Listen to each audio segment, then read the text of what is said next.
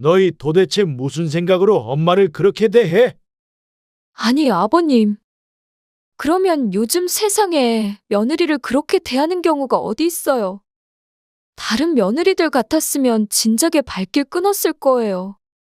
저는 그렇게 하기는 싫고 잘 해결하고 싶어서 똑같이 하면 어머님이 느끼는 바가 있으실 거라고 생각했어요.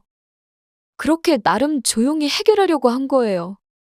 근데 아가씨가 전화를 해서 갑자기 화내고 윽박을 지르는 바람에 그걸 말이라고 해? 수찬이 너는 이 행동이 맞다고 생각하냐? 너는 그래놓고는 밥이 목구멍으로 넘어가. 어떻게 이렇게 부모 알기를 우습게 알아? 아버지, 그게 아니라요. 민선이도 나름대로 사정이 어찌 됐건 간에 그렇게 다 마음에 안 들고 화가 나고 그러면 안 보고 살면 그만이야. 그동안 네 엄마가 너희 눈치 보느라 힘들었던 거 하나도 모르지? 나도 더 이상 네 엄마 고생시킬 맘 없다. 그렇게 잘난 너희가 알아서 살아. 그리고 자식이라는 이유로 받은 지원은 다 돌려줘라. 오늘 이야기 속 주인공은 65세 조현심 씨입니다. 그리고 그녀의 아들과 며느리에 관한 이야기이죠. 시집에서 식은밥을 먹은 며느리. 옛날엔 자주 있는 일이었고 며느리들은 불만을 가질 수 없었습니다. 그랬던 시절이 있었죠. 하지만 이제는 그런 일은 당하면 시모를 불러내 복수를 하는 며느리가 있는 시대가 되었습니다. 그게 바로 조 씨의 며느리였습니다. 하지만 조 씨는 억울했습니다. 정말로 며느리를 차별해서 며느리만 찬밥을 줬다면 비난받아 마땅하겠죠.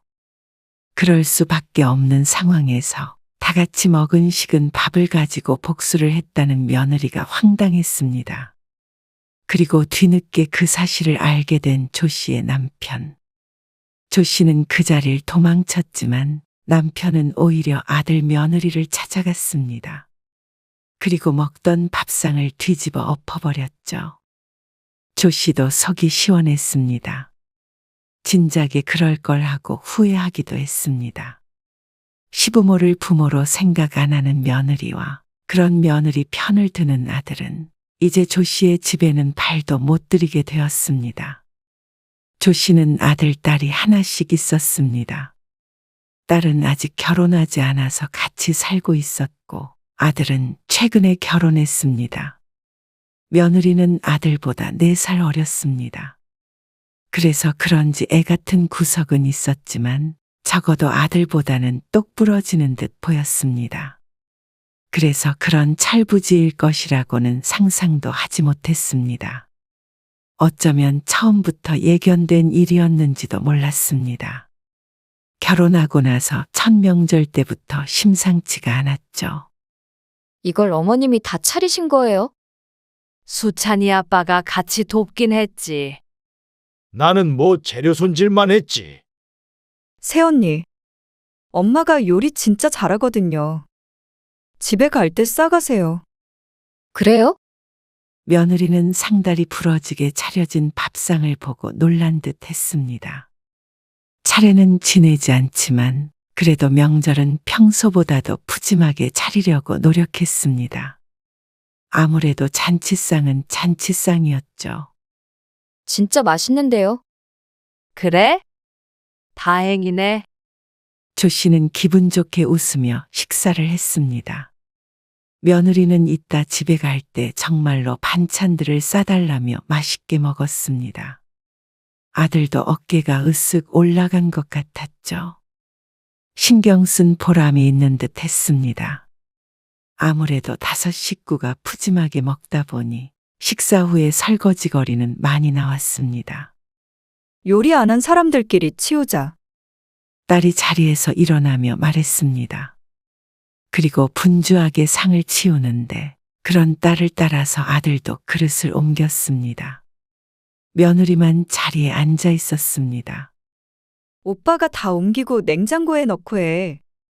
그리고 제가 거품할 테니까 언니가 헹굴래요? 아니면 반대로. 아, 제가 헹굴게요. 아들이 결혼하기 전에도 무척 익숙한 광경이었습니다. 조 씨가 요리를 하면 나머지 사람들이 치우고 설거지하고 뭐든 다 같이 하는 게 당연했습니다. 그래서 그게 며느리 입장에서는 기분이 좋지 않았다는 사실을 전혀 짐작하지 못했죠. 이건 우리가 치울 테니까 너희는 어서 가봐. 기다리시겠다. 네. 그럼 저희는 먼저 일어나 볼게요. 다음 날 아침, 명절 당일이 되었을 때 간단히 식사한 후에 아들네를 일찍 돌려보냈습니다. 사돈네가 1시간 반 정도 걸리는 곳에서 살았는데 아무래도 명절이니 차가 막힐 것 같아서 뒷정리도 시키지 않았습니다. 식구 한 명 늘었다고 그래도 더 북적북적하고 좋은 것 같네. 그러게. 너도 얼른 결혼해 그럼. 조금만 기다려봐. 손주가 먼저 생기겠네. 그런데 명절이 끝나고 며칠 지나지 않았을 때 아들에게서 전화가 왔습니다. 그리고 하는 말이 뜻밖이었죠. 그날 민선이가 진짜 기분이 나빴다고 그러더라고요. 뭐? 왜? 명절에 와서 기분이 좋지 않았다는 며느리. 조 씨가 놀라서 되물었습니다. 혹시나 자신이나 딸이 실수라도 했나 싶었습니다. 며느리는 손님인데 설거지 시키셨잖아요. 그 말에 조 씨의 눈이 휘둥그레해졌습니다. 설거지? 네. 그래서 시집살이 한 것 같다고. 앞으로도 그러면 명절에 가고 싶지 않대요. 조 씨는 어안이 벙벙했습니다. 혼자 하라고 한 것도 아니고 아들, 딸도 모두 같이 했는데 그렇게 생각하고 있는 줄은 몰랐습니다. 많이 서운해했어요. 저는 처가에 가면 설거지 안 하니까. 그 말에 조 씨도 잠시 생각에 빠졌습니다. 그렇게 말하니 며느리가 서운한 이유는 이해가 갔습니다. 조 씨 가족에게는 당연한 일이겠지만 며느리 가족에겐 그게 아닐 수도 있겠다 싶었습니다. 그리고 아들도 사돈네에서 설거지를 하지 않는다고 하니 우리도 시키면 안 되겠다는 생각을 하게 됐습니다. 그래서 아들의 말을 듣고 며느리에게 연락을 했습니다. 우리 가족은 그냥 다 같이 해서 거기까지 생각을 못했어. 시집살이 시킬 생각 아니었으니까 너무 서운해 하지 마라. 네, 무슨 말씀인지 알겠어요. 그래. 우리도 새 식구가 생긴 게 처음이라서 그러니까 이해해줘. 네, 그냥 손님이라고 생각해 주세요.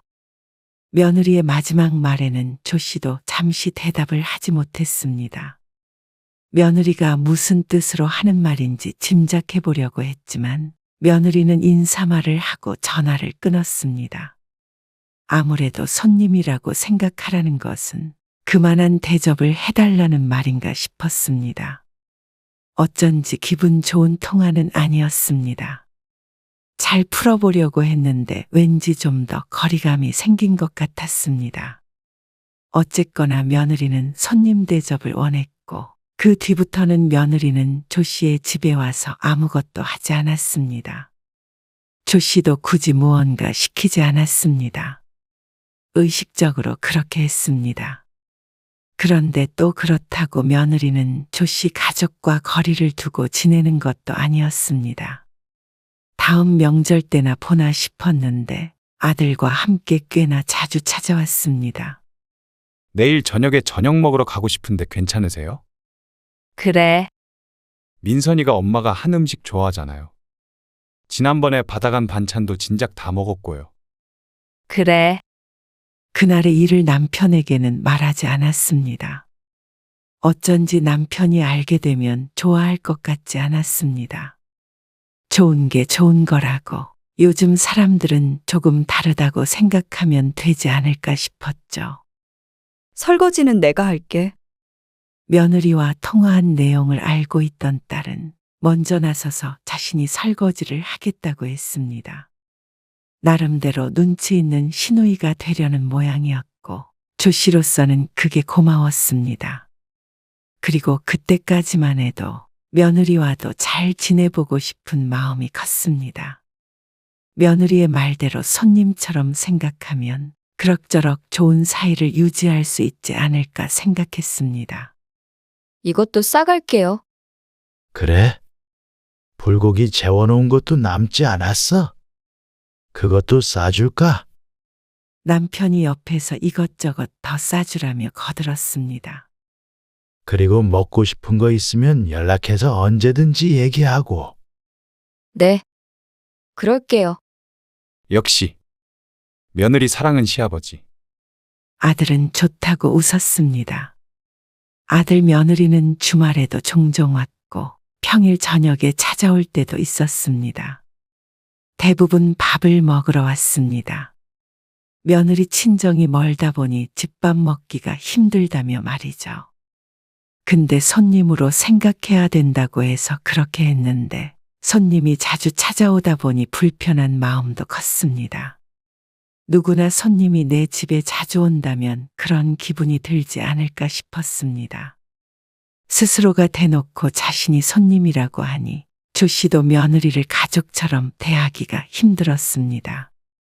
그리고 그건 딸도 마찬가지인 모양이었습니다. 원래 며느리들은 시집에 오는 거 싫어하지 않나? 엄마가 해준 밥이 그렇게 맛있나? 시집에도 자발적으로 오는 거 보니까. 그러게 반찬 가게를 해야 하나? 근데 솔직히 좀 불편하긴 해. 새언니 오면 엄마도 이것저것 신경 써야 하잖아. 그저께만 하더라도 오빠가 갑자기 온다고 그래서 마트도 새로 갔다 오고. 그러면서 딸은 불만이 있는지 궁시렁거렸습니다. 무슨 손님이 그렇게 남의 집에 자주 와? 그렇다고 뭐 밥 차리는 거 도와주기를 해? 아니면 설거지라도 해? 솔직히 그건 기본적인 예의 아닌가? 나 같으면 불편해서라도 내가 설거지 한다고 할 텐데. 새언니가 가만히 있으니까 이제는 오빠도 설거지 안 하려고 하더라. 얄미워. 딸이 무슨 말을 하는지는 충분히 알았습니다. 그리고 동의하는 부분도 많았고 말이죠. 하지만 그렇다고 해서 고작 그런 이유로 며느리를 섭섭하게 할 필요는 없었습니다. 그러니 시집이 편해서 자주 찾아오는 것이라고 생각하면 나쁘지 않은 것 같기도 했습니다. 어쨌거나 시집이라면 일을 가는 그런 며느리는 아닐 테니 말이죠. 그러던 어느 날 며느리가 임신했다는 소식을 듣게 되었습니다. 덕분에 집안 분위기는 한껏 들뜬 상태였습니다. 진짜 축하해요. 이건 제 선물이에요. 고마워요. 아가씨, 몸 조심하고. 네. 안 그래도 다음 주부터 일은 쉬기로 했어요. 조 씨가 며느리가 임신했다는 말을 듣고 아들 며느리를 집으로 초대해서 작은 잔치를 했습니다.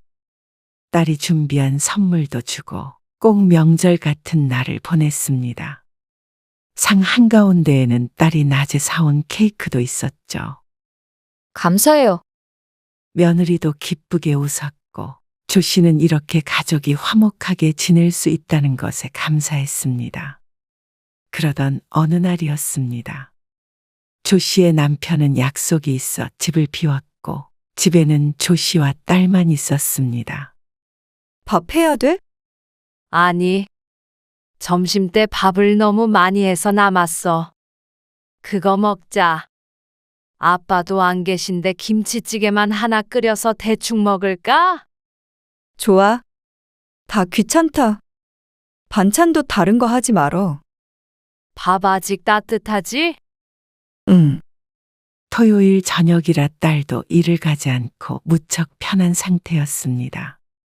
모처럼 남편도 없으니 그냥 대충 차려 먹자 싶었습니다. 밥솥 코드는 아까 뽑았는데 아직 식지 않았을 것 같았습니다. 그래서 김치찌개를 끓이고 있는데 갑자기 초인종 소리가 들렸습니다. 어? 누구 왔나 본데. 이 시간에 누가 와? 내가 나가볼게. 딸이 문을 열더니 새언니하고 부르는 소리가 들렸습니다.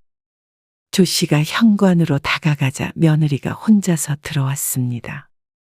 연락도 없이 어쩐 일이야? 조 씨가 당황해서 묻자 며느리가 태연하게 대답했습니다. 수찬 씨 출장 갔는데 늦게 온대요. 혼자 밥 먹기 싫어서 왔어요. 식사 전이시죠? 지금 먹으려고 준비 중이긴 한데 김치찌개만 대충 끓여서 먹으려고. 미리 연락 좀 주지. 그럼 뭐라도 차려놨을 텐데. 괜찮아요. 저는 숟가락 하나만 놔주시면 돼요. 그러면서 신발을 벗으며 자연스럽게 집 안으로 들어왔습니다. 그래. 어서 들어와. 혼자 밥 먹기 싫다고 찾아온 며느리를 조 씨가 반갑게 맞았습니다. 밥상이 조금 초라하긴 했지만 그래도 며느리가 혼자 먹는 것보다는 낫지 않을까 싶었습니다. 조 씨의 딸이 며느리가 말한 대로 수저를 식탁 위에 하나 더 올렸습니다. 조 씨가 밥을 푸며 말했습니다. 딱새 그릇 나온다. 그래? 잘 됐네. 새언니 아니었으면 밥 남을 뻔했다. 밥을 나눠주고 자리에 앉아서 한술 떴는데 밥은 뜨뜻미지근한 상태였습니다. 하지만 먹을만 했죠. 식사를 마치고 과일까지 깎아서 먹었습니다. 그리고 잠시 후 며느리는 시계를 힐끔 보더니 주섬주섬 짐을 챙겼습니다. 저 수찬 씨 올 시간 다 돼가요. 이만 가볼게요. 그래? 차 가지고 왔어? 네. 조심해서 가. 조심히 가세요. 며느리는 그렇게 집으로 돌아갔습니다. 그리고 딸이 말했습니다. 새언니 대단하다. 오빠도 없이 혼자 오고. 나 같으면 시어머니 눈치 보여서 그렇게 못했을 텐데. 뭐가 눈치 보여? 좋지 뭐. 수더분하고. 수더분? 새언니가? 못 들을 말을 들었다는 듯한 표정을 짓는 딸을 보며 조 씨는 웃고 말았습니다. 그리고 나서 한동안은 아들과 며느리가 집에 오지 않았습니다. 거의 한 달 가까이 되었습니다. 딸이 요즘에 오빠가 안 온다며 궁금해할 정도였습니다. 딸이 없을 때 아들만 중간에 한 번 와서 반찬만 받아간 적은 있었고 그마저도 곧장 집으로 돌아갔습니다. 조 씨는 그저 그런가 보다 했습니다. 아들도 바쁘다고 했고 며느리가 임신 초기라 집에서 쉬고 있나 보다 생각했죠. 그러다가 어느 날 며느리에게서 전화가 왔습니다. 어머님, 오늘 저녁에 저희 집에서 같이 식사하셔요. 너희 집에서? 네. 아가씨랑 어머님 오시면 수찬 씨랑 넷이서요. 아버님 시골 가셨다면서요. 그렇지. 근데 수경이는 오늘 저녁에 약속 있다고 했는데. 아, 그러면 어머님이라도 오셔요. 여태 어머님 댁에서만 먹은 것 같아서 제가 식사 대접하고 싶어서 그래요. 며느리가 웬일인가 싶었습니다. 며느리의 말대로 여태 아들 며느리가 와서 밥을 먹고 간 적은 무척 많았는데 조 씨가 아들네에 가서 밥을 먹은 적은 한 번도 없었습니다. 모처럼 며느리가 초대했으니 딸은 못 가더라도 조 씨는 가자 싶었습니다. 그래. 오늘 저녁에 갈게. 네. 그럼 7시까지 오시면 될 것 같아요. 알았어. 이따가 보자. 조 씨가 기분 좋게 대답을 하고 전화를 끊었습니다.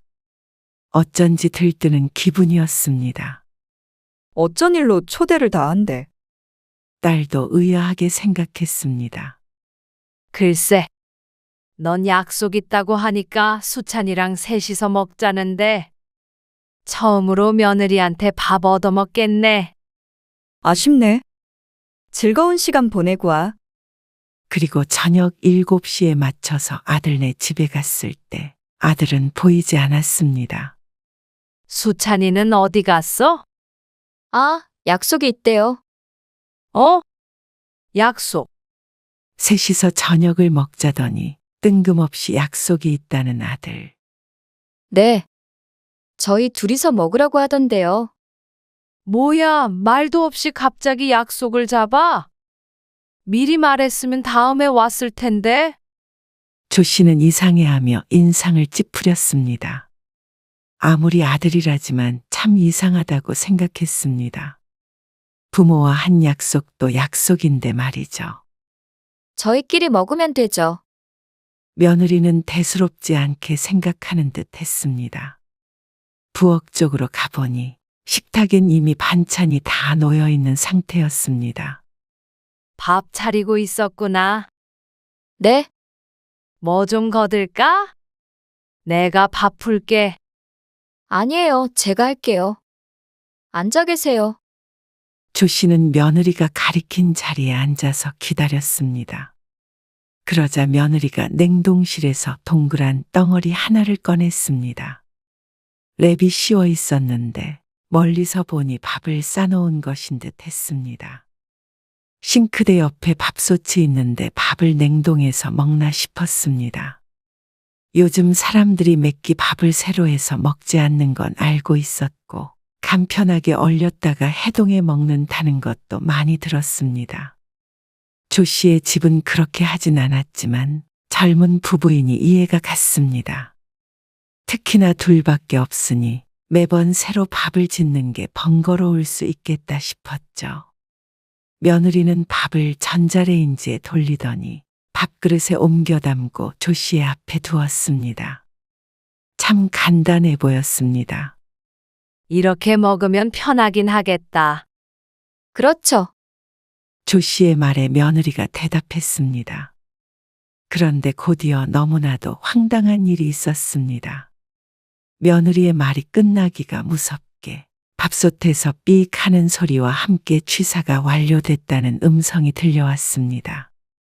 그리고 며느리가 밥솥 뚜껑을 열자 김이 펄펄 올라왔습니다. 며느리는 주걱으로 밥을 한 그릇 푸더니 밥솥을 닫았습니다. 그리고 나서 그 밥을 식탁에 올려두고 그 앞에 자신이 앉았습니다. 조 씨는 당황스러운 마음에 며느리의 밥과 자신의 밥을 번갈아 보았습니다. 그런 조 씨의 기색을 충분히 알았을 텐데도 며느리는 아무렇지도 않다는 듯 숟가락을 들었습니다. 맛있게 드세요. 그러더니 뜨거워 보이는 새하얀 밥을 한술 떠서 입에 넣었습니다. 조 씨는 자신의 밥그릇을 내려다 보았습니다. 조 씨의 앞에는 냉동해 놓은 그대로 동그란 모양의 밥이 덩그러니 놓여 있었습니다. 김은커녕 색깔마저도 며느리의 밥과는 다소 달라 보였습니다. 무슨 이런 일이 다 있나 싶었습니다. 며느리는 밥을 후 불며 먹다가 조 씨를 쳐다보았습니다. 안 먹고 뭐 하고 있느냐는 눈빛이었습니다. 그래서 조 씨도 마지못해 한술 떴습니다. 전자레인지에 들어갔다 나온 밥은 수분이 부족했습니다. 그리고 심지어 먹으면 먹을수록 안쪽까지 해동되지 않아 가운데는 차갑고 딱딱했습니다. 반면에 며느리의 밥은 딱 보아도 먹음직스러워 보였습니다. 조 씨는 숟가락을 내려놓고 젓가락으로 겉부분만 깨작깨작 먹었습니다. 그리고 점점 조 씨의 표정은 어두워졌습니다. 아무리 애써도 표정 관리가 잘 되지 않았습니다.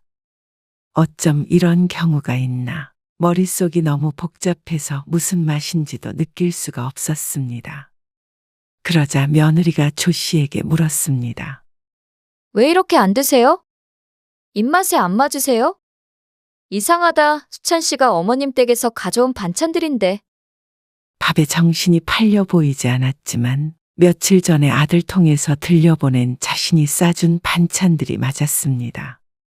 그 말을 들으니 입맛이 뚝 떨어져서 억지로도 먹을 수가 없었습니다. 그러게, 입맛이 없네. 며느리는 고개를 갸웃거리더니 야무지게 식사를 이어갔습니다. 조 씨는 그 앞에 앉아서 며느리가 다 먹을 때까지 먹는 신용만 했습니다. 아, 맛있게 잘 먹었다. 어머님 그렇게 안 드셔서 어떻게 해요? 과일이라도 드시고 가세요. 아니야. 속이 안 좋아서 일찍 가봐야 할 것 같아. 아, 그러세요? 그럼 조심히 가세요. 며느리가 웃으면서 조 씨를 배웅했고 어색하게 미소 짓던 조 씨의 표정은 집을 나온 순간 무너졌습니다. 도대체 어떤 얼굴로 며느리를 봐야 하는지 몰랐습니다.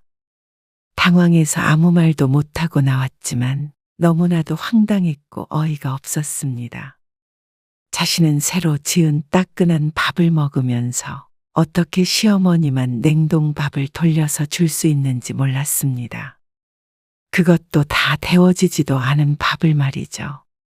얼굴이 벌개져서 집으로 돌아온 뒤에 한참을 앉아 있었습니다. 딸이 돌아올 때까지도 심장이 벌렁거려서 아무것도 할 수가 없었죠. 엄마, 왜 벌써 와 있어? 표정은 왜 그렇고? 밥이 맛이 없었나? 아니야. 맛있게 먹었어. 무슨 일 있었어? 딸이 조 씨의 얼굴을 보더니 추궁했습니다.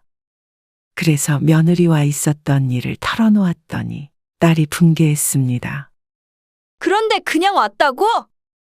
그럼 그냥 오지 어떻게 해? 밥상이라도 엎어버려야 할 거 아니야? 무거운 식탁을 어떻게 엎어? 농담하지 말고. 일어나, 엄마. 같이 가게? 어딜? 오빠네 집에 가야지. 그런 경우가 어디 있어? 딸이 너무 화가 난다며 방방 뛰었습니다. 그러고서는 조 씨가 말리기도 전에 며느리에게 전화를 걸었습니다. 그리고 스피커폰을 하고서는 통화를 했습니다. 차분해지려고 노력하며 자초지종을 묻는 딸에게 며느리가 아주 태연하게 대답했습니다. 네. 새밥 안 드렸죠. 왜요? 왜냐고요? 지금 그걸 말이라고 하세요? 그래놓고 새언니만 새로 지은 밥 먹었다면서요? 지난번에 저 갔을 때 어머님도 식은 밥 주셨잖아요. 그거 복수한 거예요. 똑같이 한 것뿐인데 왜 화를 내세요? 저는 그때 화 안 냈는데. 지금 무슨 말을 하는 거예요? 며느리의 말에 조 씨가 어안이 벙벙해 기억을 더듬었습니다. 언제 그런 적이 있었나 하고 말이죠. 그리고 이어지는 며느리의 설명을 들으니 갑자기 혼자서 조 씨의 집을 찾아왔을 때 김치찌개에다 먹었던 그 밥을 말하는 듯 했습니다. 지난번에 언제요? 그런 적 없어요. 올 때마다 새로 밥 해준 거예요. 점심에 먹던 밥 남았다고. 그거 주셨잖아요. 그제서야 딸도 기억이 난 듯 했지만 더 황당해할 뿐이었습니다. 그거랑 오늘 같은 경우가 같아요? 왜 달라요? 그거는 새언니가 말도 없이 왔던 거잖아요. 밥 차리고 있는데 우리 대충 먹을 거라고 분명히 말했잖아요. 괜찮다면서요? 숟가락만 놓으라고 했잖아요.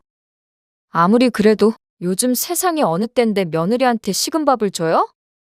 도대체가 뭐가 잘못된지 모르는 것 같은 며느리와의 대화는 겉돌 수밖에 없었습니다. 그래서 똑같이 복수해서 알려드리려고 한 것뿐이에요. 근데 이렇게 전화해서 다짜고짜 화내시면 저도 기분이 좋지 않죠? 그 말을 들으니 조 씨도 참을 수가 없었습니다. 아니, 그거를 너 혼자 먹은 것도 아니고 우리도 똑같은 밥 먹었어. 그리고 찬밥도 아니고 밥솥에 있던 밥이야. 뭐? 복수? 그동안 따뜻한 밥 해먹였던 건 생각 안 하니? 해먹이다니요. 당연히 손님 맞는 입장에서 하셔야 하는 일이죠. 왜 며느리 마음은 요만큼도 생각 안 하세요? 저희 엄마는 사위 왔을 때 식은 밥 준 적 한 번도 없어요. 이래서 시집 하나 보네요. 그래서 다 같이 밥 먹자고 거짓말까지 해가면서 불렀니? 수찬이도 이 일 알고 있는 거야? 아니요, 근데 알아도 상관없어요. 저는 당당해요. 어쩜 이리 맹랑한 며느리가 다 있나 싶었습니다. 전화를 바꿔서 뭐라고 하려는 딸을 말리고 조 씨가 전화를 끊어버렸습니다. 더는 말을 섞었다가는 뒷목을 잡고 쓰러질 것 같았습니다. 조 씨는 전화를 끊고 차라리 아들에게 전화를 걸었습니다. 그리고 아들에게 따져 묻자 아들이 잠시 말이 없더니 대답했습니다. 제가 지금 밖이라서요. 집에 가서 민선이랑 얘기해보고 다시 연락드릴게요. 그날에는 전화가 오지 않았습니다. 조 씨는 한숨도 제대로 자지 못했습니다. 열불이 나기도 하고 비참하기도 하고 복합적인 감정이 들었습니다. 그때 서운했던 마음을 조 씨가 몰랐다고 하더라도 얘기를 했으면 최대한 이해하려고 했을 텐데 그걸 복수해서 깨닫게 해주려고 했다는 말이 기가 찼습니다. 어쩜 저런 무서운 며느리가 있는지 몰랐죠. 밤새 뒤척이고 일어났더니 다음 날 아침 일찍 아들에게서 전화가 왔습니다. 아버지는 오셨어요? 다짜고짜 묻는 아들. 아니, 이따 점심때 오실 거야. 아, 그래요? 민선이랑 얘기해 봤는데요. 제 생각엔 둘 다 잘한 거 없어요. 엄마도 잘한 거 없으시고. 그러니까 괜히 아버지 아시기 전에 서로 사과하고 조용히 끝내세요. 뭐? 며느리와 통화했을 때보다도 더 황당한 심정이었습니다. 사과를 하라고. 엄마도 잘한 게 없다고? 그럼 어떡해요? 저도 결혼했으니까 당연히 와이프 편을 들 수밖에 없죠. 민선이도 식은밥 먹어서 기분 많이 상했었나 봐요. 그러게 왜 그러셨어요? 아무리 그래도 민선이가 갔으면 밥 정도는 새로 해서 주시지. 그러면서 하는 말이 가관이었습니다. 근데 아버지한테는 절대 말씀하지 마세요. 괜히 집안 시끄러워져요. 그러자 옆에서 듣고 있던 딸이 버럭 소리를 질렀습니다. 오빠 미쳤어? 아들은 아랑곳하지 않고 꼭 아버지에게는 비밀로 하고 화해하라며 전화를 끊었습니다. 딸이 아들에게 전화를 걸었지만 받지 않았습니다. 그리고 점심때가 될 때쯤 딸이 아들네에 찾아가겠다며 집을 나섰다가 1시간 뒤에 다시 돌아왔습니다. 문을 열어주지 않아서 얼굴도 못 보고 돌아왔다면서 말이죠. 그리고 남편이 돌아왔을 때 조 씨가 뭐라고 하기도 전에 딸이 미주알 고주알 일러 바쳤습니다. 그렇게 비밀로 하라는 아들의 신신당부에도 불구하고 말이죠.